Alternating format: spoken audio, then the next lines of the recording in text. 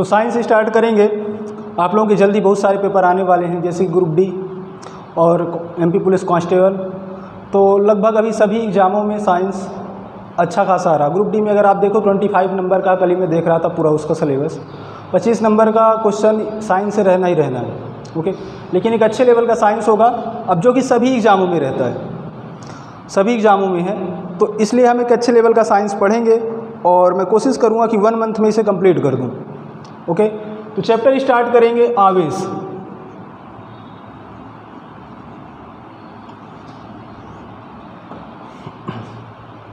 तो आवेश होता क्या है, इसको अपन बोर्ड में समझेंगे, लेकिन पहले मैं थ्योरी कुछ बता देता हूँ इसका क्या होता है। आवेश जो है किसी भी पदार्थ या कण में वह प्रकृति होती है जिसके कारण वह विद्युत और चुंबकीय गुण अनुभव करता है या शो करता है। ओके, इसके कारण ही वो आकर्षण और प्रतिकर्षण का भी गुण अनुभव करता है, उसी को आवेश बोलते हैं। तो अगर किसी पदार्थ में कोई आवेश है तो उसमें एक प्रकृति एक गुण उत्पन्न करता है। ओके, तो इसको आप लोग लिख लीजिए, लिखना है आपको, लिखिए, फिर से मैं बोल देता हूँ। किसी वस्तु के पदार्थ या कण का आवेश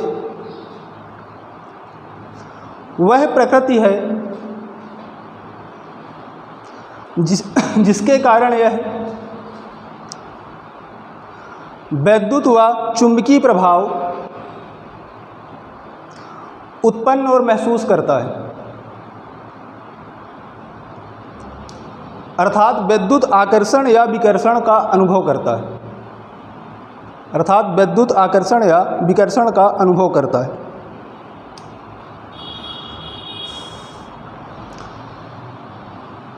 आवेश संरक्षण का सिद्धांत है जो हम आगे पढ़ेंगे।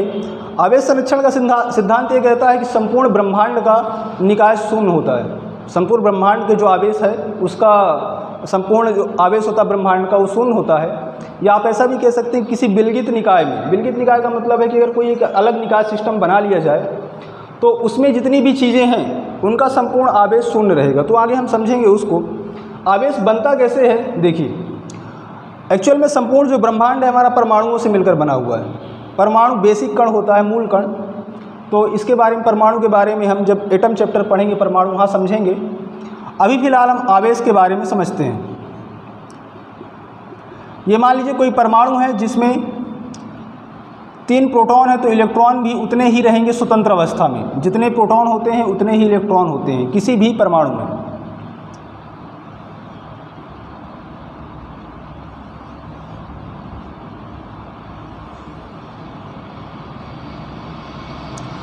अभी हम परमाणु की संरचना के बारे में नहीं पढ़ रहे हैं, वो जब चैप्टर होगा वहाँ पर मैं समझाऊंगा कैसे और क्या है ये।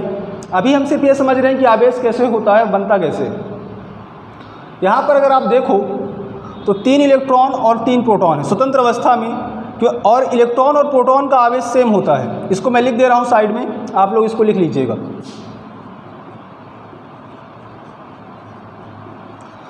इलेक्ट्रॉन का ऋणात्मक होता है और प्रोटॉन का आवेश उतना ही रहता है लेकिन धनात्मक रहता है।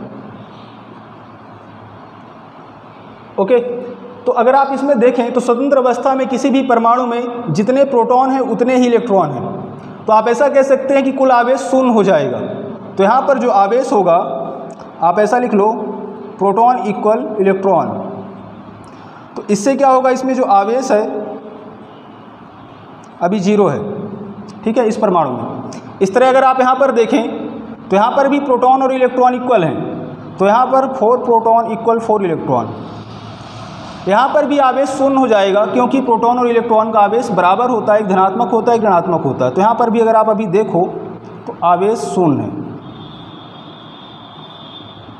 ओके, अब हम उसमें आएंगे कि एक्चुअल में ये बनेगा कैसे आवेश। अभी तो आवेश शून्य है और टोटल आवेश भी देखें, अगर कुल आवेश जो आवेश संरक्षण का सिद्धांत कहता है तो कुल आवेश भी शून्य है।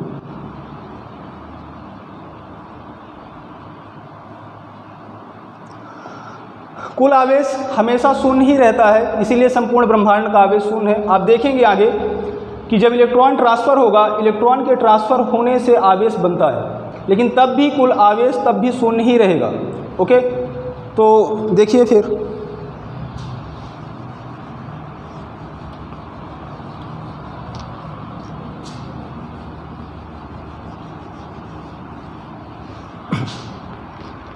अब मैं एक इलेक्ट्रॉन ट्रांसफ़र कर रहा हूँ उसमें, तो देखिए कैसे हो जाएगा।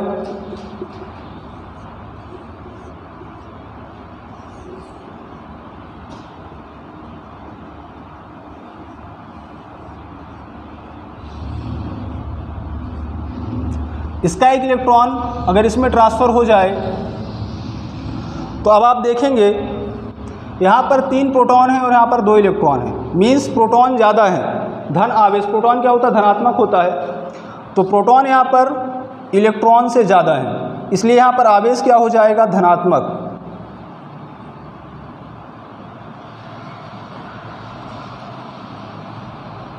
और यहाँ पर अगर आप देखो तो इलेक्ट्रॉन ज़्यादा है प्रोटॉन से, 5 इलेक्ट्रॉन हो गए और प्रोटॉन 4 ही हैं।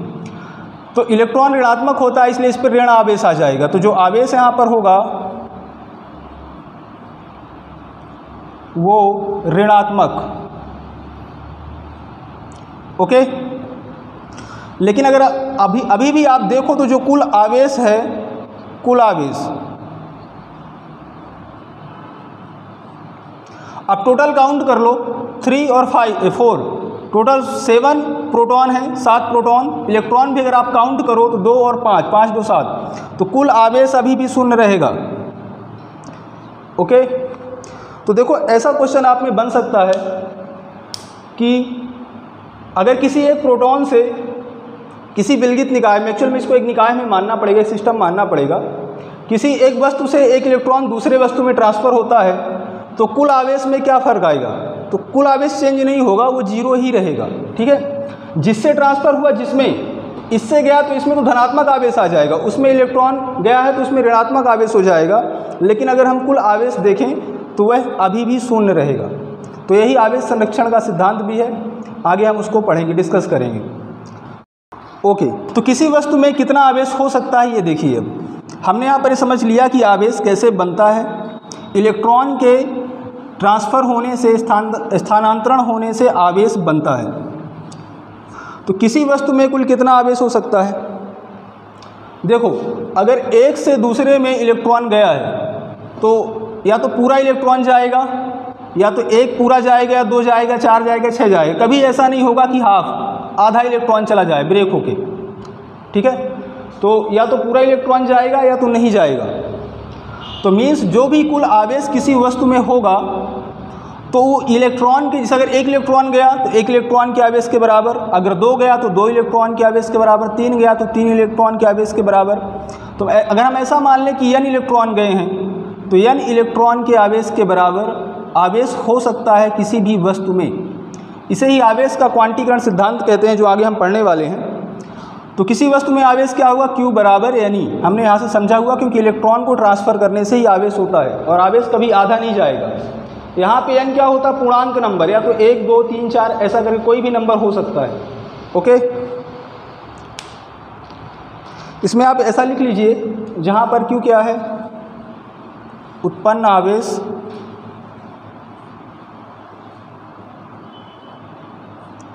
n क्या है? इलेक्ट्रॉन की संख्या, और E क्या है? इलेक्ट्रॉन का आवेश।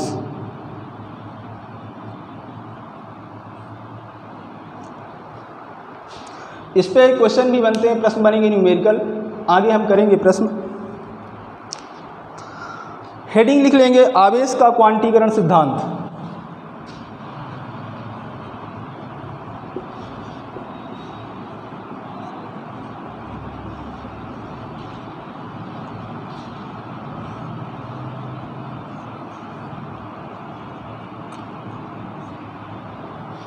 इम्पॉर्टेंट है ये। तो जो अभी मैंने आपको समझाया कि आवेश का क्वांटीकरण क्या होता है, किसी भी वस्तु में जो कुल आवेश होगा वो इलेक्ट्रॉन का जो पूर्ण संख्या है उसका गुणज होगा। पूर्ण संख्या होनी चाहिए। पूर्ण संख्या पूर्णांक संख्या से मीनिंग है जैसे 1 2 3, फ्रैक्शन नहीं होना चाहिए। ओके। तो इसमें लिख लीजिए, आवेश का क्वांटीकरण सिद्धांत में किसी भी वस्तु या पदार्थ में उपस्थित कुल आवेश इलेक्ट्रॉन के आवेश का पूर्ण गुणज,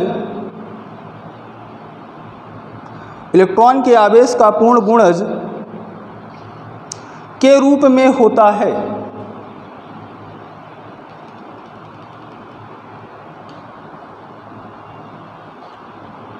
मतलब जो आवेश है Q इलेक्ट्रॉन के आवेश के पूर्ण गुणज के रूप में होता है, जहां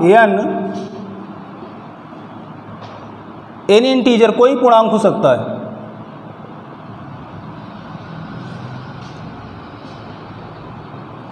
ओके।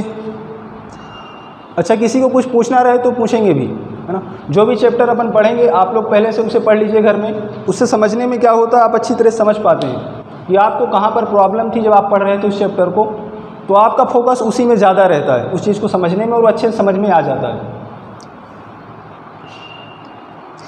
स्टार लगा के एक इम्पॉर्टेंट पॉइंट है, लिखिए। अच्छा, आप लोग ही बताएं, क्या किसी वस्तु में जो आवेश है एक इलेक्ट्रॉन के आवेश से कम हो सकता है? नहीं हो सकता, क्योंकि या तो पूरा इलेक्ट्रॉन जाएगा या तो जाएगा ही नहीं। ओके, तो इस पे प्रश्न भी बनते हैं, तो इसमें लिख लीजिए आप, किसी भी वस्तु में आवेश एक इलेक्ट्रॉन के आवेश से कम नहीं हो सकता है।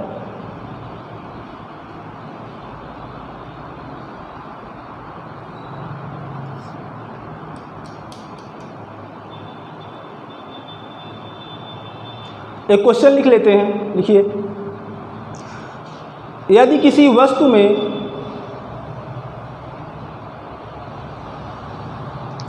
आवेश 32 कूलाम है, आवेश 32 कूलाम है, तो उसमें ग्रहण किए गए इलेक्ट्रॉन की संख्या कितनी है?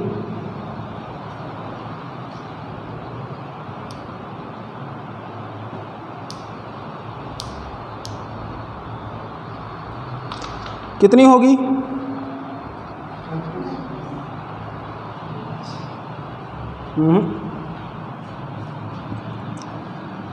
अगर किसी वस्तु में आपको आवेश दिया गया है तो नंबर ऑफ इलेक्ट्रॉन आप फाइंड कर सकते हैं। यहाँ से कितने इलेक्ट्रॉन होंगे आप कैलकुलेट कर सकते हैं। तो यहाँ पर आवेश कितना दिया गया हमें? आवेश दिया गया 32 कूलाम, 32। ओके, इलेक्ट्रॉन को इधर डिवाइड कर दो क्योंकि हमें n फाइंड करना है, नंबर ऑफ इलेक्ट्रॉन। इलेक्ट्रॉन का कितना होता है आवेश? ये आवेश होता है इलेक्ट्रॉन का 1.6 इंटू 10 टू द पावर -19। तो यहाँ से हम सॉल्व करेंगे, आ जाएगा, डेसिमल हटाओ इसका, -1.6 नहीं, नंबर में माइनस नहीं होता है। ओके, तो नंबर में माइनस नहीं लेंगे, जैसे इलेक्ट्रॉन का आवेश माइनस में होता है, नंबर हम काउंट कर रहे हैं तो माइनस प्लस से कोई मतलब नहीं है। इसको सॉल्व करेंगे,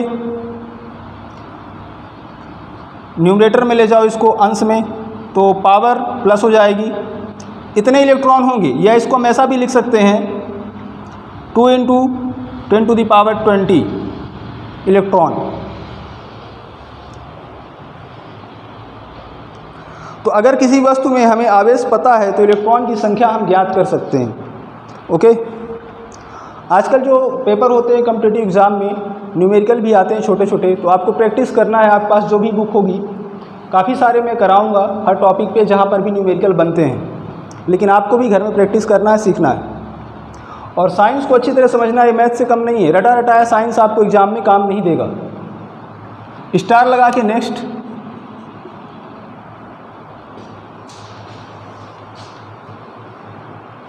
अगर समान द्रव्यमान की दो वस्तुएं हैं,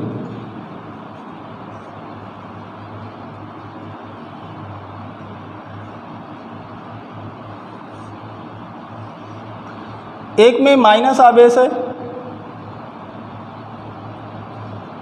एक में प्लस आवेश है,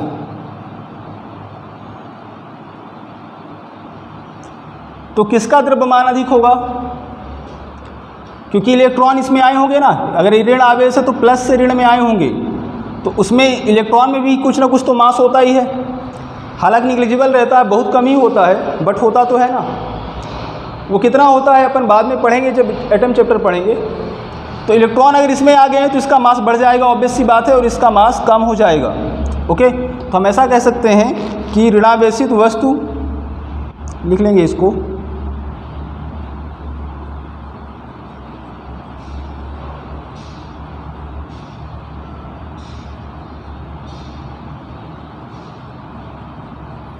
ऋणावेशित वस्तु का द्रव्यमान ज़्यादा होगा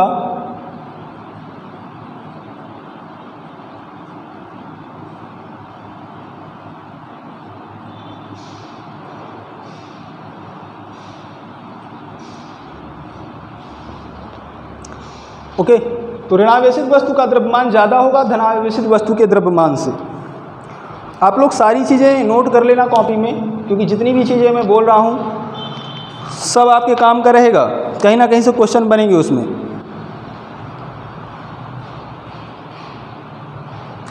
देखो जैसे अभी हमने शुरू में समझा ये बात कि आवेश क्या होता है, किसी भी पदार्थ या कण में वह विद्युत और चुंबकीय गुण को प्रदर्शित करता है, ठीक है, और आकर्षण या प्रतिकर्षण को भी। लेकिन जो विद्युतीकरण का सही मापन है सिर्फ हम प्रतिकर्षण से कर सकते हैं, आकर्षण से नहीं। एक इम्पॉर्टेंट पॉइंट है ये, क्योंकि हम आकर्षण और प्रतिकर्षण दोनों जानते हैं। क्योंकि एक्चुअल में आकर्षण जो है किसी आवेशित वस्तु और अनावेशित वस्तु दोनों के बीच भी हो सकता है, ठीक है। तो इसका इम्पॉर्टेंट पॉइंट है, लिखिए इसमें, विद्युतीकरण का सही परीक्षण प्रतिकर्षण है, ना कि आकर्षण।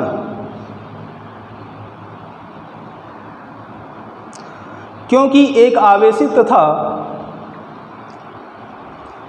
एक अनावेशित वस्तु के मध्य भी आकर्षण हो सकता है।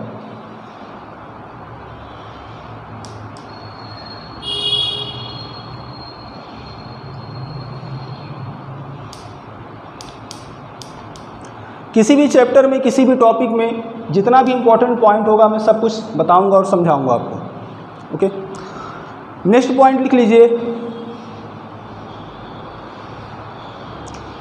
जैसे देखो अगर आवेश किसी में है, हमें उसका मापन करना है कि इसका मान कितना है, तो हम कैसे कर सकते हैं, कौन कौन सी युक्तियां होती हैं, कैसे कैसे हम कर सकते हैं। तो लिख लीजिए, आवेश का संसूचन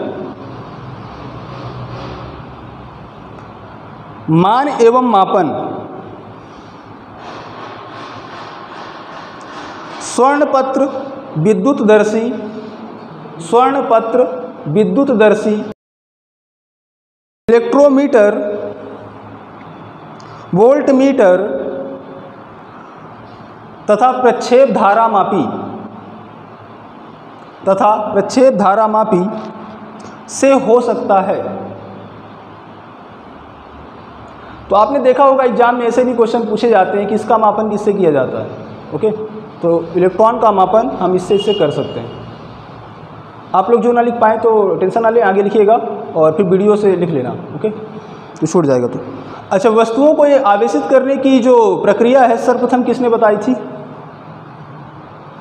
थेल्स ने।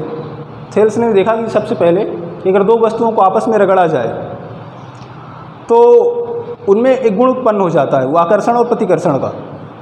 ओके, तो थेल्स ने बताया था, तो ये भी पॉइंट है, लिख लीजिए इसमें। वस्तुओं को आवेशित करने की प्रक्रिया सर्वप्रथम थेल्स ने बताई।